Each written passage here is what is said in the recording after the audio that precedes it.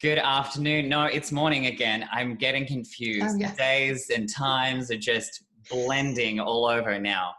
It is the morning. exactly. It's Freelance Friday, and I'm here with Jill Brown-Smith joining us today. How are you, Jill?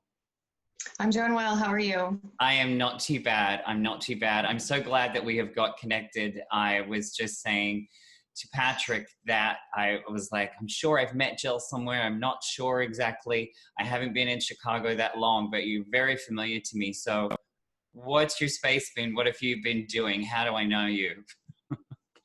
Trying to work Well, that out. yeah, working that out. We could probably figure it out somewhere. Well, I've been around the event space quite a few years, like 23 years, I think, in different capacities. I've worked on the Chicago Christmas Parade. I've worked on campaigns. I've worked corporate events for a bank for many years. And then I've worked on the vendor side. So I've, sold event software. I've worked in Oh, an wow. event venue. So all those things kind of fed into why I moved and changed over the years, and maybe where we would have run into each other, right? And did a lot of things with MPI for many years. So I'm Got still it. involved there, but maybe That's what it is. It's conference. MPI. Done it. That's probably what it is, right? Worked it It all out. comes back to that. Yeah. But And I think through all... I've joined in and out of different, what do I want to say, networking groups just based on what kind of vendor, what kind of corporation I've worked for. So Sure. And through all that, obviously, it's, whether it's in banking or selling event software, you're always magnetized back to events. And now you are doing a lot of on-site, or up until recently have been doing a lot of on-site event management as a freelancer for corporate events. I'm getting the understanding. yes, for the most part. Mm-hmm. For the most part. And so with, up until, I guess, March, what was your sort of, how did you prioritize your work in that space? Were you focusing a lot on, consistent clients, or consistency of clients, I should say, relationships or costs? Like, how were you kind of prioritizing your work? Because when you're running your own business, you have to kind of make a lot of those sorts of decisions. Right. Well, a lot of my clients that I worked with, some are, larger, what I would say, third-party event companies, and I would get hired on to do a piece of a project with them. And they were working for a larger scale client. So large conferences, trade shows, that sort of thing.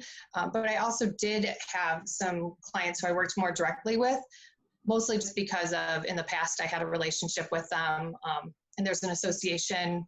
I did some work, quite frankly, while a woman was out on maternity leave. And then, so I was brought in as freelance planner. And then now, since then, for a few years, I will go back and work with them on their annual meeting and such. So for some of my clients, yes, it's just a jump in, and maybe I'm just staffing events with them as extra help.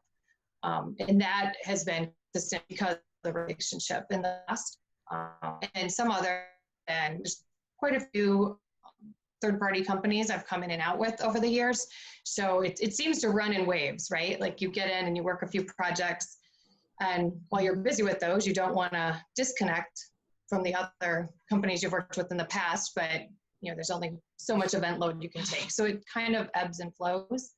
And so during this time, a lot of my work by February really was slowing down. The writing was kind of on the wall, and into March, April, I had some things gearing up that were going to happen in the fall. And so obviously, because especially those were large shows, that all got put on hold pretty quickly. So I'm trying to go back through and just stay in touch with those organizations, see if there's anything we can do right now remotely with them, but also just keep in mind, for the next year and follow up. So I've been going through and making sure I'm connecting with some old contacts, maybe groups I haven't worked for in a few years, and just kind of reconnecting, going back maybe to my roots, I guess you could say, where there might be some things now that they have going on that I haven't worked with them due to the ebb and flow of, just how the last few years have gone. Right. So it's kind of nice to take a step back and reconnect, make sure I haven't, you build up your work and your connections for years, and just kind of go back and make sure we haven't lost track of those people. And maybe there's some opportunities again, right? Looking back at what I've done in the past. Are you working with other freelancers and maybe AV companies and so on and so forth? Are you strategizing with them on how you can still provide on-site support, because you've been doing a lot of work in that space for a while? So as they start growing events to a slightly larger scale and a slightly larger scale, how are you working there, like planning ahead? What's your strategy there? Yeah, a lot of what I've been doing, just due to the types of contracts I had, there's not immediate work to jump in with some of these clients on their virtual events, but I've been staying in touch with them, letting them know I'm here, but also kind of to your point, staying in touch with other freelancers, whether we get together to network or just stay in touch on what's going on in the industry. And while there's a lot of webinars out there right now, it's hard to have kind of media overload and webinar overload. What I've been trying to focus on is registering for those, attending, hearing what's going on in the industry, but mostly I've been interested in maybe not so much the content, but more so what's the system they're using? What is this, how are they piecing together this program? Because some of what I had been doing was, what I'd like to be getting more into was doing the stage management or that kind of production on the large live event piece conference, or in Chicago Ideas Week as an example. So I was involved with them and stage management, and also I thought, well, hey, they need their tech folks, their tech producers on the backside of this work now. So I've been watching a lot just to get more of that audiovisual background and kind of see what I think works best out there, and then be able to take that back to some of my clients and kind of understand the ins and outs of sort of the new producer role, right, as a virtual producer. And do you think you'll be working like within their office environments or their boardroom environments, or where they're going to be setting up their actual studio? Is that something that you're offering now as well for these people that are wanting to hold the virtual meetings? Yeah, that could definitely be an option. I haven't seen yet the opportunity that not that many people going back in, but even I've heard sometimes they'll have set up in the office is the actual, the software or the process that they're working on. The audiovisual companies will have this housed somewhere in order to ensure that the technology is working. And then they still have producers virtual, from what I've been seeing and what I've understood. So, but it would certainly be, yes, the need now is to kind of go back to these clients and say, how are you handling this, and what are your needs? And this is something I could provide. And what about when things get back to a physical sort of hybrid sort of space? Are you, engaging with, innovators and, startups in that kind of, who are also freelancers, but they're providing new technology for events as we go back into this social distancing space? So will there be scanners or, thermal devices that some of these people are creating that are customized for events that you can bolt into your services? Are you coming across that? Yeah, well, and what I'm seeing is, I think we all, as we sort of redirect, we're coming up with these new titles almost, right? Or new roles that will happen. And I believe you've talked with some other folks about this, but not only on the producer side, there will be a virtual producer and kind of ensuring everything's working properly that way. It'll be even more important as you have a live and virtual event coming, at the same time. You might be providing both at the same time. That can get complicated. But so the role of a person to, maybe they're whether the environmental or the health, what's my word for that? Oh shoot. Environmental, what do you health.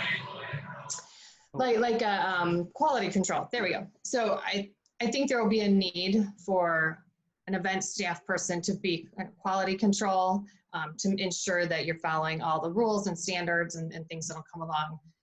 You know, I heard someone speaking yesterday on a podcast, and he's the head of a large restaurant group here in Chicago, and they were saying how, you know, for them, for caterers, for event spaces, they've already set such a high standard for themselves, and, you know, prior to even the COVID-19. But I think folks like that and experts in looking to them and looking at professionals and how to make sure we have this quality care going forward to make people feel comfortable will be there. And so I'm confident that we could pull it off, though, just based on how the industry has been in the past. Right. We just need to get people to feel comfortable with that, I think. Yeah, I think that's going to be the big thing, really, isn't it? Mm-hmm. So I think with all of this, I mean, you've really sort of positioned yourself fantastically in the freelancer capacity to not only provide people with these new ideas and new avenues, but also keeping those relationships alive, which is even perhaps more important. And it's something I don't think we've touched on in previous Freelance Fridays, just how important the relationships are to maintain in this new environment that we're facing. So very, very proud to have come across you and made that connection again, that we know each other from MPI. Yeah, no, an area that isn't as much normally one of our focuses, but prior to this, I had just gotten involved with a company that handles fundraisers, which right now, fundraisers aren't necessarily being canceled. They're being canceled in person, but that's just another area for folks to look at, and even me as a freelancer, where they have the fundraising technology, right? You could use that for a school or other nonprofits, and they were already rolling over to this technology to use for silent auctions and all that kind of calls to action. And well, you know, that got stopped too. I was going to be a person who goes on site for this. They are still utilizing event planners to help continue these fundraisers, because the schools or nonprofits still need their money, right? So that's an area that I think is still now, and something more to look into. And something I'm kind of circling back with is how, you know, those groups and in that specific area, how they could be helped or maybe need some assistance too. Yeah, I mean, that's kind of really a crucial piece of community and society is these nonprofits that are the ones most suffering, because they still need to help people in need. So these fundraisers and these galas are vital to their survival and the support of different community groups.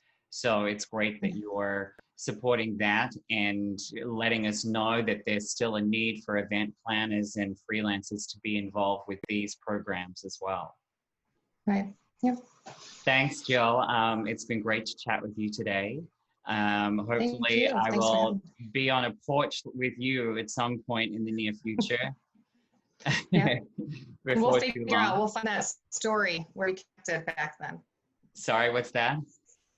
I said, and we'll figure out where we've connected then in the past. We'll get down to it. Fantastic. Well, thanks so much for your time. Have a great weekend and stay safe. Thank you. Thank you very much. Appreciate it, Ethan.